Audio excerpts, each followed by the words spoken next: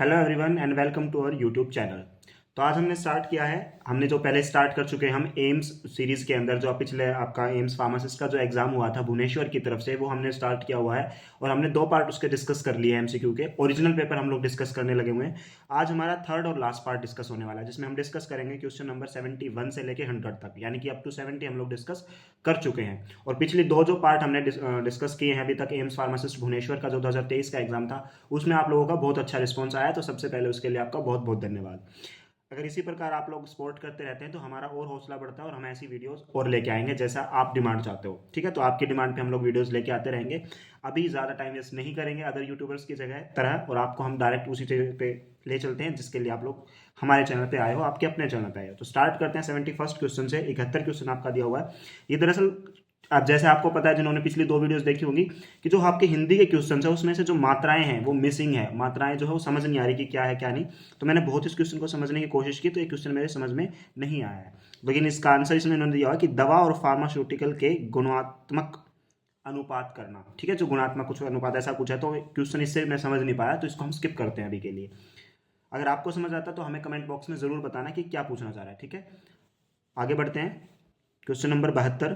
हाँ, ये मुझे समझ में आया क्योंकि इन्होंने अलग से मेंशन कर दिया कि लिम्फेटिक सिस्टम के बारे में पूछ रहा है, और साइड में लिखा भी हो लसिका तंत्र, तंत्र का त्र हट गया यहाँ से।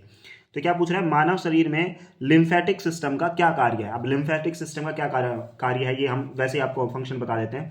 देखो, लिम्फेटिक सिस्टम क्या होता है, सर्कुलेटरी सिस्टम का ही एक पार्ट है। अब सर्कुलेटरी सिस्टम में आते हैं दो चीजें, एक आता है हमारा ब्लड वाला, ठीक है, ब्लड सर्कुलेशन आता है, दूसरा हमारा आता है लिम्फेटिक सर्कुलेशन।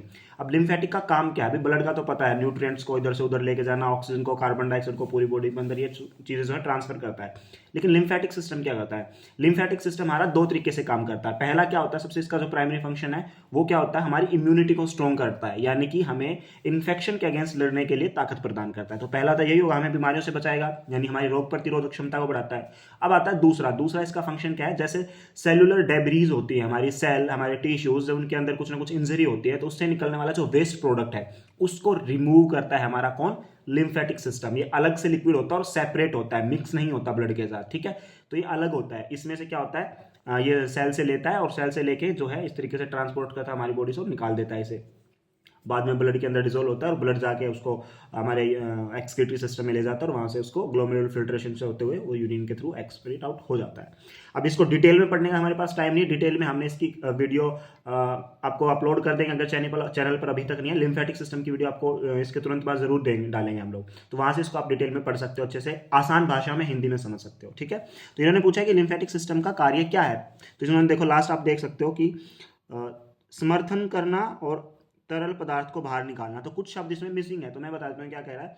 ये किसका समर्थन करना है, समर्थन कर रहा है हमारी इम्यूनिटी का। ठीक है, इन्फेक्शन के अगेंस्ट ये जो है लड़ता है, रोग प्रतिरोधकता क्षमता का समर्थन करता है, और वेस्ट प्रोडक्ट जो कि तरल लिक्विड फॉर्म में होता है उसे बाहर निकालता है, हमारी बॉडी से एलिमिनेट करता है। ठीक है, ये हमारा लिम्फेटिक सिस्टम का फंक्शन होता है। नेक्स्ट क्वेश्चन हमारा, in non sterile manufacturing what does CAPA stand for. CAPA का मतलब क्या है मैन्युफैक्चरिंग के अंदर, तो देखो कापा का क्या फंक्शन है इसमें।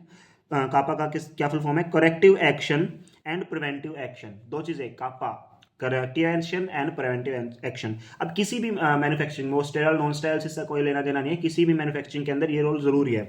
अगर आपसे कोई गड़बड़ हुई है तो सबसे पहले आप उसे क्या करते हो, उसे करेक्ट करते हो सबसे पहले। ठीक है, करेक्टिव एक्शन आ गया। अब करेक्ट आने के बाद आप क्या कोशिश करते हो कि वो चीज दोबारा ना आए, वो प्रॉब्लम हमारी इंडस्ट्री के अंदर, हमारी कंपनी के अंदर, हमारी मैन्युफैक्चरिंग के अंदर दोबारा ना आए। तो उस चीज को रोकने के लिए हम जो एक्शन लेते हैं दैट इज प्रिवेंटिव एक्शन। ठीक है, तो corrective action and preventive action लिए जाते हैं और उनको हम क्या बोलते हैं, कापा। ठीक है जी, आगे बढ़ते हैं। क्वेश्चन नंबर 74, वसा उपा रक्तवाहिका के लिए महत्वपूर्ण, ये कुछ इसके अलावा, मतलब यहाँ से समझने में बता दूं कहाँ से हम लोग आंसर इसका समझ सकते हैं। यहाँ पे इन्होंने लिखा है कोलेजन के उत्पादन के लिए कौन सा विटामिन आवश्यक है। पहले का आपको भले ही ना समझ में आया हो, इन्होंने पूछ लिया कोलेजन के उत्पादन के लिए कौन सा विटामिन आवश्यक है। तो कोलेजन होता है क्या, देखो कोलेजन क्या करता है, टाइप ऑफ प्रोटीन है, हमारी स्किन, हमारे टिश्यूज, इनके सिंथेसिस के अंदर हेल्प करता है, हमारे लिगामेंट्स, हमारी बॉडी के टेंडॉन्स, इनमें जो है इनके सिंथेसिस में हेल्प करता है कोलेजन। कोलेजन नहीं होगा तो स्किन भी नहीं होगी। तो उसकी सिंथेसिस कौन कराता है, विटामिन सी कराता है, क्योंकि विटामिन एज ए सी जो है को फैक्टर का काम करता है। ठीक है, आपने सुना होगा ना कि विटामिन सी से आपकी स्किन अच्छी रहती है, आजकल ऐड में देखते हो फेस वॉश की ऐड है, अलग अलग चीज़ों की ऐड है, अलग अलग आप ईडेबल जो प्रोडक्ट्स है किसमें है विटामिन सी, जो आपकी त्वचा को ये दे वो दे फलाना ढिमकाना। तो विटामिन सी क्या करता है, आपकी स्किन की यानी कि आपके कोलेजन की जो उत्पादन में हेल्पफुल होता है। कैसे काम करता है, एज ए को फैक्टर ये काम करता है। ठीक है, को फैक्टर काम करता है, यानी कि जो प्रोसेस होती है, जो सिंथेसिस होती है, उसके अंदर एक इमीडिएट इंपॉर्टेंट एंजाइम का काम करता है, इंटरमीडिएट एंजाइम का काम करता है। चलिए जी आगे बढ़ते हैं। In clarification and filtration what does D stand for. ठीक है, यहाँ से डायरेक्ट छोड़ते हैं हम, डायरेक्ट आते हैं इसके आंसर पे भी। डी का मतलब क्या है, इन्होंने बता दिया, डायटोमेशियस अर्थ। यहाँ पे अब इंटरेस्टिंग बात है कि क्या है डायटोमेशियस अर्थ। बहुत से लोग हमारे जो हैं फार्मेसी के अंदर नॉन मेडिकल से भी आए होते हैं, तो उनको इसके बारे में नहीं पता डायटोमेशियस अर्थ है क्या। तो मैं आपको रिवाइज कराऊँ, जो मेडिकल के स्टूडेंट रहे होंगे उन लोगों को मैं रिवाइज करा देता हूँ, जो नॉन मेडिकल के उन्हें मैं बता देता हूँ। जब 11th क्लास के अंदर बायोलॉजिकल क्लासिफिकेशन पढ़ा जाता है, जो RH विटाकर जी ने दिया था, 5 किंगडम दिए थे, जिसमें सबसे पहला था आपका Monera, second Protista, third fungi, fourth Plantae and fifth animalia. 5 kingdom के अंदर जो है उन्होंने लिविंग ऑर्गेनिज्म को डिवाइड कर दिया था। तो जो सेकंड था मोनेरा के अंदर तो ऑल बैक्टीरिया आ गए थे, साइनोबैक्टीरिया आ गया था। बी में क्या, उसका जो सेकंड था हमारा वो क्या था, प्रोटिस्टा। तो प्रोटिस्टा के अंदर आता है आपका डायटोमेशियस अर्थ। अगर 11th की एनसीईआरटी आपके पास अब भी है तो उसके लेफ्ट साइड का जो पेज है उस पर प्रोटिस्टा दिया हुआ है। जब बायोलॉजिकल क्लासिफिकेशन आप पढ़ते हो उसमें आप देखना डायटोमेशियस अर्थ का जिक्र किया गया है। ठीक है, तो वहां पे इतना ही दिया गया है कि डायटोमेशियस अर्थ जो है एक टाइप ऑफ आपका वो होता है, टाइप ऑफ प्रोटिस्टा है, जो क्या करते हैं, बहुत सारे डायटोमेशियस अर्थ इकट्ठे होते हैं और इकट्ठे होकर जो है सी के अंदर डिपॉजिट होते हैं। तो उसका यूज क्या है, इन्होंने क्या यूज किया, उसका यूज क्या है, जब उसे आप क्रश करते हो, उसका जो पाउडर फॉर्म में कन्वर्ट कर लेते हो, तो उसकी ना एक पावर होती है एब्जॉर्प्शन। वो एब्जॉर्प्शन बहुत अच्छा कर सकता है, एब्जॉर्प्शन नहीं सॉरी एडजॉर्प्शन, एडजॉर्ब कर लेता है अपने सरफेस पे किसको, इंप्योरिटीज को। तो आपको ये फंक्शन सिमिलर सा नहीं लग रहा चारकोल के साथ। अब चारकोल को यूटिलाइज नहीं किया जाता, जो आपके आरओ फिल्ट्रेशन वगैरह यूज होते हैं वाटर के लिए, तो उसमें चारकोल क्या करता है, एडजॉर्प्शन ही तो करता है इंप्योरिटी का, तो फिल्ट्रेशन के लिए यूज होगा। तो उसके जैसा ही फंक्शन किसका हुआ, डायटोमेशियस अर्थ का, जो उसे पाउडर फॉर्म में कन्वर्ट किया जाता है। तो वो वहां पे क्या करा रहा है, फिल्ट्रेशन करा रहा है। ठीक है, तो इस प्रकार डायटोमेशियस अर्थ का भी फिल्ट्रेशन के अंदर यूज किया जाता है due to its adsorption property. चलिए जी आगे बढ़ते हैं। What is the primary function of cortisol in our body. ठीक है, तो कोर्टिसोल का प्राइमरी फंक्शन पूछ रहा है, प्राइमरी इन्होंने पूछ लिया। ठीक है, अगर फंक्शन ऑफ कोर्टिसोल देखा जाए तो फर्स्ट आंसर और सेकंड दोनों ही इसके आंसर रहते हैं, फर्स्ट ऑप्शन भी और सेकंड भी, कि ब्लड प्रेशर को भी कंट्रोल करता है और हमारे ब्लड ग्लूकोज लेवल को भी। लेकिन प्राइमरी पूछा है कि इनमें भी मेन फंक्शन इसका क्या है, तो इसका जो मेन फंक्शन हो क्या रहता है, रेगुलेटिंग ब्लड शुगर लेवल। ठीक है भाई, नेक्स्ट क्वेश्चन आपका, what is the term for the mixture of the powdered medication and a liquid and often use for the oral. यानी कि वो दवा का रूप जो ओरल लिया जाता है लेकिन किससे मिलकर बना होता है, पाउडर्ड मेडिकेशन और लिक्विड से मिलकर बनता है। तो लिक्विड के अंदर जो पाउडर्ड मेडिकेशन, पाउडर्ड मिलाया जाता है, कोलाइडल सॉल्यूशन या जो बनाया जाता है, तो क्या बनता है उससे, सस्पेंशन बनता है आपका। सस्पेंशन और इमल्शन आपने पढ़ा होगा ना, इमल्शन क्या होता है, जो वाटर और ऑयल के मिक्सचर से बनता है। अब वो ऑयल इन वाटर भी हो सकता है, वाटर इन ऑयल भी हो सकता है, या फिर ट्राइफेजिक भी हो सकता है। लेकिन सस्पेंशन क्या होता है कि जो आपके सॉलिड होता है, यानी कि जो पाउडर फॉर्म है, पाउडर पार्टिकल्स, हम उसको आप किस में डिजोल्व करते हो, लिक्विड के अंदर डिजोल्व करते हो, और उनका इंटेंट क्या है, ओरली यूज किया जाता है उसे, तो उसे हम क्या बोलेंगे, सस्पेंशन। ठीक है जी, ना तो सॉल्यूशन होगा, ना इमल्शन, ना जेल।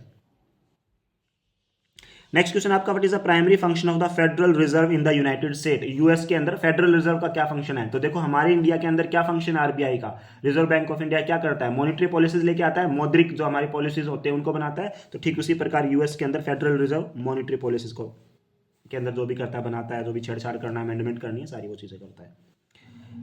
नेक्स्ट हमारा, which of the following best describe a key responsibility of a clinical pharmacist in ensuring medication safety with a hospital setting. कि जो भी क्लिनिकल फार्मासिस्ट होते हैं, मतलब क्लिनिक्स में बैठने वाले फार्मासिस्ट को सिंपल ऐसा समझो, भाई इनका हॉस्पिटल सेटिंग करने के अलावा और क्या फंक्शन है। तो हम क्या करते हैं, डिस्पेंसिंग करते हैं और अपने पेशेंट को मेडिकेशन देते हैं, उसको समझाते हैं कि आपका ये इसको ऐसे ऐसे लेना है, मतलब कि उसको काउंसिल भी करते हैं एक तरीके से, उसे मॉनिटर करते हैं कि आपको कैसे कैसे दवाइयाँ लेनी है, किस टाइम लेनी है, किसके साथ नहीं लेनी है, किसके साथ लेनी है। तो इसका ऑप्शन आपका फर्स्ट आ जाएगा, मॉनिटरिंग, मॉनिटर करना पेशेंट मेडिकेशन रेजिमेन, उसके कॉम्बिनेशन, भाई जो रेजिमेन का मतलब हुआ कि जो कॉम्बिनेशन ऑफ मेडिसिन दिया गया है वो ठीक है या जैसे दिया गया वैसे ही ले रहा है, एंड एड्रेस मेडिकेशन एरर, और उसमें कोई एरर तो नहीं है। ठीक है, कोई हो सकता है इनकम्पेटिबिलिटी हो जाए, कोई ड्रग इंट्रैक्शन आ जाए, तो ये उसका फंक्शन आ जाता है प्राइमरी फंक्शन, की रिस्पॉन्सिबिलिटी कह सकते हैं। तो ठीक है, हॉस्पिटल सेटिंग के अलावा इसकी की रिस्पॉन्सिबिलिटी बनती है। नेक्स्ट है, विच मिनरल इज, आई नो मैं थोड़ा फास्ट बोल रहा हूँ, इसके पीछे का रीजन ये है कि वीडियो थोड़ी ज़्यादा लंबी हो जाती है और जो लंबी वीडियो का आप लोग देखना पसंद नहीं करते हो, इसलिए शॉर्ट वीडियो रखने के लिए थोड़ा फास्ट कर रहे हैं। आप इसको पॉज करके देख सकते हो या फिर आप स्पीड को कम कर सकते हो यूट्यूब पे। चलो नेक्स्ट क्वेश्चन डिस्कस करते हैं। विच mineral is essential for maintaining strong bone and teeth. अरे यहाँ से तो ये तो हर किसी कोई भी ठीक लगा दिया कि भाई कैल्शियम की जरूरत पड़ती है स्ट्रॉन्ग मजबूत दांत और मजबूत हड्डियों के लिए। चलिए next question 81, which drug classification include medication that are use to treat bacterial infection by inhibiting the synthesis of bacterial cell wall. कि बैक्टीरिया के द्वारा जो इन्फेक्शन फैलता है उसकी सेल वॉल को इनहिबिट करके एंटीबायोटिक 6 सेमेस्टर के अंदर आपने डिटेल में पढ़ते हैं चीज़ों को, तो कौन होती है? That is antibiotic. तो एंटीबायोटिक ही ऐसे काम करती हैं। In pharmacognosy the term ethnopharmacology refer to. Ethnopharmacology का क्या मतलब होता है? तो डायरेक्ट इसके अंदर आंसर आपका द इन्वेस्टिगेशन ऑफ ट्रेडिशनल, पुरानी जो परंपरागत दवाइयाँ हैं, traditional medicine and their cultural context. Cultural का उनका क्या कॉन्टेक्स्ट है, मतलब अलग अलग बिलीफ्स के लोग जो हैं अलग अलग तरीके से उन चीज़ों को लेते हैं, अलग वो उसका इस्तेमाल करते हैं। ठीक है भाई,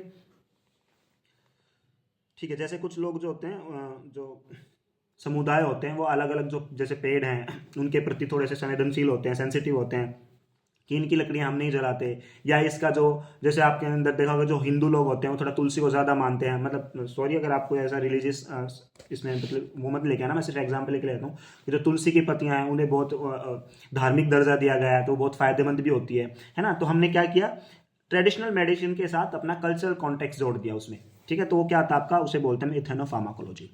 ठीक है जी, ये सिर्फ समझाने के लिए है, please don't take it to another way.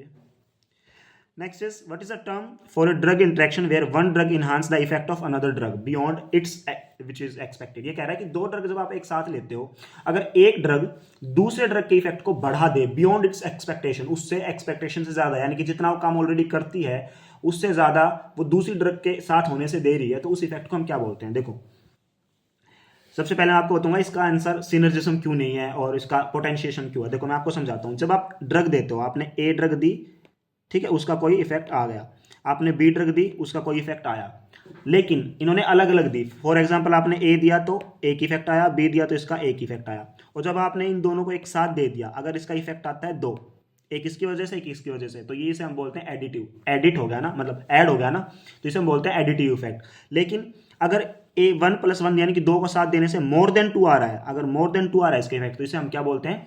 Synergism. ठीक है, मतलब कि जितना उन दोनों ड्रग को हम इंडिविजुअली देते हैं उनके सम से भी ज्यादा आ रहा है एक साथ देने से, दैट इज सिनर्जिज्म। और अगर एक ड्रग दूसरी के ड्रग के जो एक्शन को या उसके इफेक्ट को बढ़ा दे तो उसे हम क्या बोलते हैं? पोटेंशिएशन। तो उन्होंने इसमें से नहीं पूछा है, उन्होंने क्या पूछा है कि एक ड्रग अगर दूसरी ड्रग के इफेक्ट को बढ़ा दे तो उसे हम क्या बोलते हैं? पोटेंशिएशन। चलिए नेक्स्ट क्वेश्चन हमारा, which one of the following is the common application of computer in clinical decision support. Computer का हमारा मेनली क्या काम होता है क्लिनिकल के अंदर? तो इसका आंसर है प्रोवाइडिंग ड्रग इंटरेक्शन अलर्ट। कैसे? देखो पहले क्या होता था, मतलब कि जब ड्रग की डिस्कवरी होती है तो ड्रग डिस्कवर करना एक बहुत लंबा प्रोसीजर है। मतलब कि ये कि सबसे पहले तो आपको प्रॉब्लम पता होनी चाहिए कि आप किस लिए बना रहे हो ड्रग। जब बना रहे हो तो कैसे वो काम करेगा। अब आपकी ड्रग को काम करने के लिए आपकी बॉडी में रिसेप्टर के साथ इंटरेक्ट करना पड़ता है, तो उस रिसेप्टर के स्ट्रक्चर के अनुसार ही आपने अपनी ड्रग का स्ट्रक्चर बनाना है ताकि वो एक दूसरे के साथ इंटरेक्ट कर पाए। तो एक टफ टास्क होता है, इसलिए इसके अंदर क्या किया गया, इसके अंदर सैमुलेशन ऐड कर दिया, यानी कि कंप्यूटर की मदद से हम वो ग्राफिक से, सैमुलेशन से वो स्ट्रक्चर वहीं बना सकते हैं और वहीं हम डिसाइड कर सकते हैं कि इनका जो इंटरेक्शन अच्छा होगा या क्या होगा, कैसा इसका इफेक्ट रहेगा। तो वो साइमुलेशन जो हमारी हेल्प करता है इस चीज में। तो एक स्टेप हमारा एटलीस्ट इजी कर दिया उन्होंने प्रेडिक्शन का कि इनका इंटरेक्शन कैसा रहेगा। तो कैड भी आता है, कैड भी बोल सकते हैं आप, computer aided drug designing, computer की हेल्प से आप ड्रग डिजाइनिंग कर रहे हो। नेक्स्ट है what does HPLC stand for. तो हाई एचपीएलसी का क्या मतलब होता है? That is high performance liquid chromatography. Direct आपका एनालिसिस से क्वेश्चन आया हुआ है। What does the acronym SSRI stand for? तो SSRI क्या होता है? Selective serotonin reuptake inhibitor. अब जल्दी से मैं आपको बता देता हूँ ये क्या क्या कैसे काम करता है। हमने इसकी वीडियो ऑलरेडी अपलोड की हुई है वैसे, कोलिनर्जिक और एंटी कोलिनर्जिक आपके जो भी वो सिस्टम एड्रेनर्जिक उनके अंदर डाला हुआ है। देखो एक न्यूरॉन से आपका जो है ये सब आपने देखा होगा ना कि अंदर एंट्री हो रही है उसके प्रीकर्सर की, उसके बाद आपका जो है सिंथेसाइज होता है न्यूरोट्रांसमीटर, फिर उसके बाद कैल्शियम के अंदर एंट्री होती है जिसकी वजह से क्या होता है उसका रिलीज होता है। अब आपका न्यूरोट्रांसमीटर रिलीज होगा, अब ये क्या करेगा, यहाँ पे जाके बाइंड करेगा अपने रिसेप्टर के साथ। तो ये सब आपने पढ़ा हुआ और फिर इसकी वजह से इसका फंक्शन आएगा। लेकिन आपने ये भी पढ़ा है कि यहाँ पे एक ऑटो रिसेप्टर भी लगा होता है जो क्या करता है, यहाँ से आए हुए एक्स्ट्रा न्यूरोट्रांसमीटर को रीअपटेक कर लेता है, वापिस से ले लेता है और अंदर जाने के बाद उसका मेटाबॉलिज्म हो जाता है। ठीक है, अंदर जाके वो टूट जाता है, उसका मेटाबॉलिज्म होता है। That is cross. ठीक है भाई, उसका मेटाबॉलिज्म होता है। अब ये क्या कर रहा है, रीअपटेक कर रहा है। तो एसएसआरआई वो ड्रग है, एसएसआरआई सेलेक्टिव, जो सेलेक्टिवली सिर्फ सेरोटोनिन के रीअपटेक को रोकेंगे, इनहिबिटर है ना।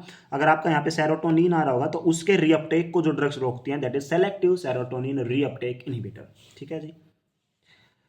नेक्स्ट है what hormone regulates the body circadian rhythm and sleep wake cycle. अब आपने सर्कैडियन रिदम के बारे में सुना होगा कि जैसे ही हमारी बॉडी बायोलॉजिकल क्लॉक की तरह कैसे काम करती है, हम कैसे ही उसी टाइम पे उठते हैं जिस टाइम पे हम हर रोज उठते हैं, अगर चाहे हमने अलार्म भी ना सेट किया, मतलब बहुत काफ़ी सारी चीज़ें होती हैं। जैसे अगर आप लोग बस से जा रहे हो तो हार्डली ऐसा हुआ होगा कि आपको अगर नींद आ रही हो और आप अपना स्टेशन स्किप कर दे। आपको अगर आप बस में सो भी गए हो तो एग्जैक्ट आपके स्टेशन आने से पहले ही आपकी नींद खुल जाती है, आपका कभी स्टेशन छूटता नहीं है। जनरल पीपल लोगों की बात कर रहा हूँ मैं, एक आध को छोड़ के, तो ऐसा कभी होता नहीं है। वो क्यों होता है? उसके पीछे हमारा सर्कैडियन रिदम काम करता है। अच्छा, दूसरा मैं एग्जांपल दूं कि आप ऐसे कहते हैं कि रात की नींद और दिन की नींद में फर्क होता है, रात की नींद ज्यादा अच्छी मानी जाती है। क्यों? ड्यू टू सर्कैडियन रिदम, क्योंकि हमारी बॉडी हैबिचुअल इस चीज किया है। और इसमें कौन सा हार्मोन इन्वॉल्व होता है? That is melatonin. ठीक है, दैट इज मेलेटोनिन। इतना सब कुछ बताना पड़ा एक छोटी सी बात बताने के लिए। डिटेल में पढ़ने के लिए सर्कैडियन रिदम को आप रेफर कर सकते हो 6 semester pharmacology, last unit, last chapter, B pharma. ठीक है, नेक्स्ट क्वेश्चन है what does the acronyms NSAID NSAID stand for? भाई NSAID की फुल फॉर्म पूछ रहा है, क्या होता है? Non steroidal anti inflammatory drugs. Next है पाउडर वाले ड्रग्स संदर्भ में एचएस का मतलब, हाँ उससे पूछ रहा है लैटिन टर्म्स आपकी होती है कि एचएस का मतलब क्या होता है। तो एचएस का मतलब होता है होरा सोमेनी, यानी कि सोते टाइम, सोते वक्त होरा सोमेनी। तो इन्होंने उसको हिंदी में देख दिया ओवर ऑफ स्लीप, यहाँ पे एस भी आएगा आधा, ओवर ऑफ स्लीप, स्लीप के टाइम पे, ओरा सोमेनी during bed time. Next question है भाई आपका what is often referred as father of scientific management? Scientific management के फादर किन्हें कहा जाता है? तो ये भी रटने वाला क्वेश्चन है आपका, फ्रेडरिक टेलर। चलिए आगे बढ़ते हैं, इसमें क्या समझाऊंगा आपको। What is the primary purpose of immunosuppressant in the drug classification? Primary purpose क्या है इम्यूनोसप्रेसेंट का? तो यहाँ से देखो आप, इम्यूनोसप्रेसेंट दो वर्ड से बना, इम्यूनो एंड सप्रेसेंट, आपके इम्यून सिस्टम को स्प्रेस जो कर दे। ठीक है, तो to suppress the immune system response often uses transplant patients. ठीक है, ये भी नहीं पता मुझे, हिंदी में है ये कुछ वर्ड इसमें मिसिंग है। Which STD is caused by parasite known as sarcoptes scabiei and result in intense itching and skin rash? Skin problem की बात कर रहा हूँ, और ये कौन सी एसटीडी नहीं है, पहली बात है सेक्सुअली ट्रांसमिटेड डिजीज नहीं है, ये रॉन्ग है, यहाँ पे इसे गलत तरीके से पूछा गया। तो एक स्किन इन्फेक्शन है, और किस वजह से फैलता है? जो स्केबाई की एसटीडी भी है लेकिन एसटीडी है, ये गलत है। स्केबाई मतलब जो स्केबाई की वजह से फैलता है उस डिजीज को हम क्या बोलते हैं? स्केबीज। इसी के नाम से पता चलता है। स्किन इन्फेक्शन होता है, स्किन के अंदर इन्फेक्शन हो जाता है, आपका बम्प्स क्रिएट हो जाता है, आपकी अंडर स्किन, ये जो स्केबाई है ये अपना जो अंडे एग लेइंग करता है, अंडे देता है वहाँ पे। ठीक है, the cardiovascular system primary consist of cardiovascular system का मतलब क्या होता है? कार्डियो मतलब हार्ट, वैस्कुलर मतलब आपके ब्लड वेसल्स, और ब्लड तो heart, blood vessels and blood. What is the term for microorganisms that are resistant to multiple type of antimicrobial drug? देखा आपने सुना होगा रेजिस्टेंट टर्म को कई बार सुना होगा कि भी एंटीबायोटिक आप देते हो, उसका बैक्टीरिया के ऊपर कोई असर ही नहीं पड़ रहा है, तो उसे हम क्या कहते हैं? रेजिस्टेंस आ गया। लेकिन जब एक ही बैक्टीरिया पे अलग अलग टाइप की एंटीबायोटिक्स भी काम नहीं कर पा रही, तो उसको हम क्या कह देते हैं? भाई ये तो सुपर बग है, इस पर कोई काम नहीं कर रहा, तो that is super bug. Next question, what is the primary purpose of anti spasmodic drug? तो दो वर्ड से बना है, एंटी प्लस स्पाज्मोटिक। स्पाज्मोटिक मतलब स्पाज्म, मसल के अंदर होने वाला क्रैम्प, उसे हम स्पाज्म बोलते हैं, और एंटी जो इसके लिए काम करे, इसके अगेंस्ट काम करे, दैट इज एंटी स्पाज्मोटिक। तो क्या होगा? To relieve muscle spasm and cramp. जैसे जिम में करते हो, आप कोई मसल इंजरी हो जाती है आपको, या during period, during menstrual cycle जो आपको क्रैम्प्स होते हैं वो स्पाज्म होता है, तो उससे रिलीव के लिए एंटी स्पाज्मोटिक ड्रग दी जाती है। ठीक है, देखो नेक्स्ट वाउंड हीलिंग, ये इस वर्ड से मैं समझ पा रहा हूँ, वाउंड हीलिंग के लिए यूज होने वाले एक तरल पदार्थ के बारे में पूछ रहा है कि कौन सा होता है, और इसका ऑप्शन दिया हुआ है H2O2, hydrogen peroxide. Which mineral is required for the formation of strong teeth and bones is often added to the drinking water? जो स्ट्रॉन्ग टीथ और उसके लिए जो वाटर के अंदर यूज किया जाता है that is fluoride. First semester या सेकंड सेमेस्टर के अंदर ये आपका आता है, फ्लोराइड को ऐड किया जाता है पानी के अंदर, गवर्नमेंट के द्वारा भी ये स्टेप उठाए जाते हैं। What does the acronym ADHD stand in the drug classification? ADHD किसके लिए ड्रग्स होती है? तो इसका मतलब होता है आपका attention deficient hyperactivity disorder. ये मतलब इसका मतलब होता है कुछ लोग होते हैं जिन्हें अटेंशन सीकिंग बिहेवियर होता है, जिन्हें अटेंशन चाहिए होती है, तो उस अटेंशन के लिए वो हाइपर रिएक्ट कर देते हैं, that is ADHD, attention deficient hyperactivity disorder. Next question है what does RPC represent in the context of legal ethics? तो आरपीसी की फुल मतलब क्या है लीगल एथिक्स के लिए? तो रूल्स ऑफ प्रोफेशनल कंडक्ट, ये आपका नॉन फार्मा से है। तो ये था हमारा एम्स भुवनेश्वर फार्मासिस्ट 2023 का क्वेश्चन पेपर, जो कि ओरिजिनल है, इसमें कोई यहीं इधर उधर से क्वेश्चन नहीं उठाया गया, बिल्कुल एग्जैक्ट है। ठीक है, आई होप आपको ये हेल्पफुल रहेगा, आप अपने दोस्तों के साथ शेयर करें। और इसके बाद हम जो डिस्कस करने वाले हैं, नेक्स्ट जो क्वेश्चन पेपर रहेगा हमारा एम्स का ही रहेगा, पटना का रहेगा। ठीक है, वीडियो में अंत तक बने रहने के लिए आपका बहुत बहुत धन्यवाद। Thank you so much.